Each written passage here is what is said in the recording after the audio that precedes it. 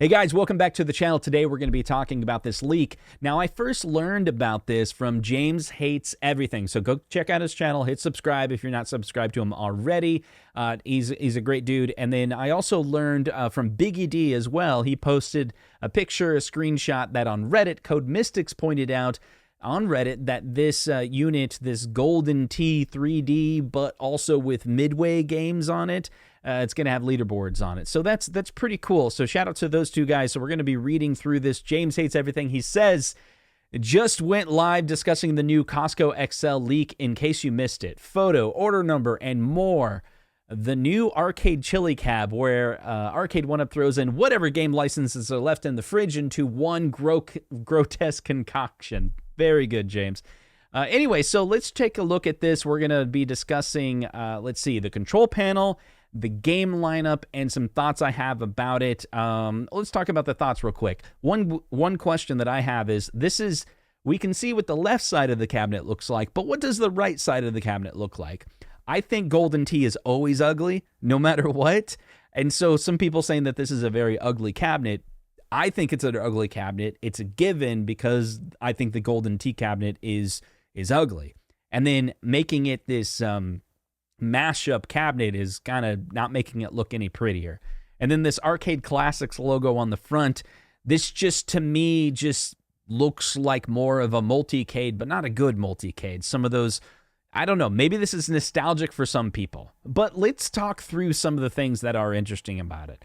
So first, the control panel. Would this control panel be very good for playing these Midway games? Of course, it's got a trackball on it. We don't know the quality of the trackball, but that's for all of the Golden Tee and the bowling, world-class bowling, and then the Suffleshot. Those games, it's all dependent on that trackball. So when someone does a review, maybe we'll learn if the trackball is good quality or not. But what about these joysticks and what about the button layout? I'm not an expert, but I do own this cabinet. This is a multi-Williams cabinet. And I also bought like a J-Rock board so that I can have a backup. So that has another set of Williams games on it as well. Now, look at this control panel layout. You can see on your right-hand side, you will have extra buttons for your right hand. For Defender, you have the, with your thumb, you can hit the reverse. And then you have two joysticks for things like Robotron. Which makes me think, wait a second, why wasn't Robotron 2084 put on this machine? There's two joysticks right there. Out of all the games that are a part of the Midway lineup, Robotron 2084 would be really cool on this cabinet. But again, people are probably like, whoa, what are you talking about? Don't ruin Robotron because you're putting it on this machine. I get that. Makes me think that they didn't put it on there because they're reserving it for another machine.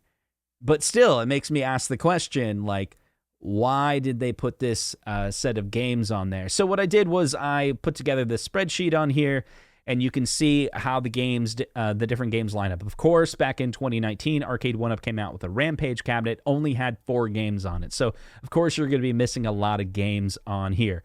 But you can take a look at some of the other games that Arcade 1UP came out with that have some of these games. So, Bill's Retro Gaming Show, shout out, good buddy. Let me hit this like. I never did hit that like on there, sorry. But go subscribe to Bill's Retro Gaming Show, awesome dude. So he has a scrub to this part of his review of the Defender Partycade to kind of illustrate the games that are on it. And then, of course, you have the Golden Tee, original Golden Tee XL that had the bad monitor, and then of course the newer Golden Tee Deluxe here, and you can see the game lineup they have there. Then you have the Defender 40th, right? So taking all these together, you can kind of see what games that are missing. So the Defender Partycade, you're not going to get Toobin. Defender Partycade, you're not going to get Paperboy.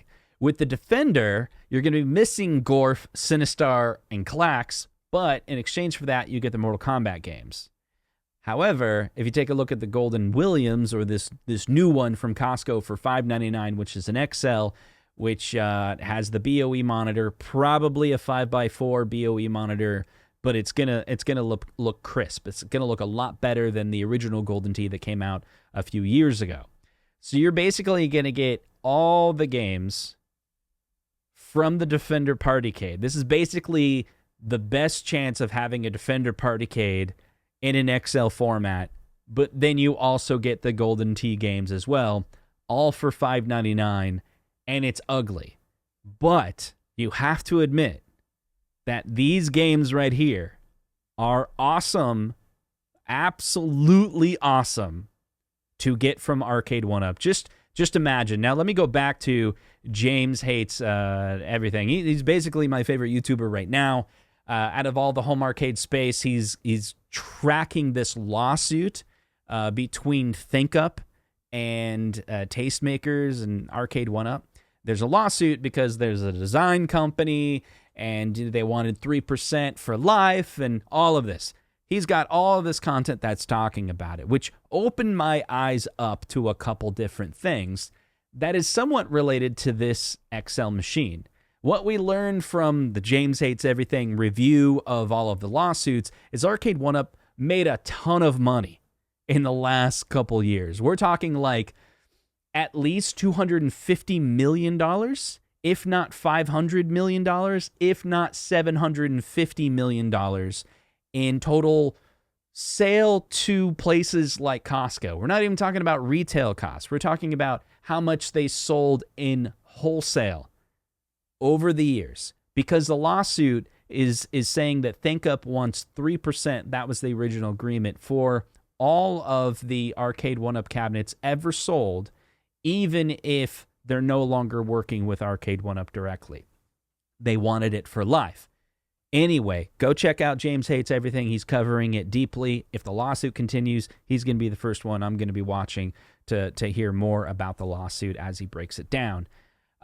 But what we've also learned, that it was like last year, they made something like, I don't know, $70 million in sale, just not even for the full year, but they make tens of millions of dollars when they sell some of these units to places like Costco.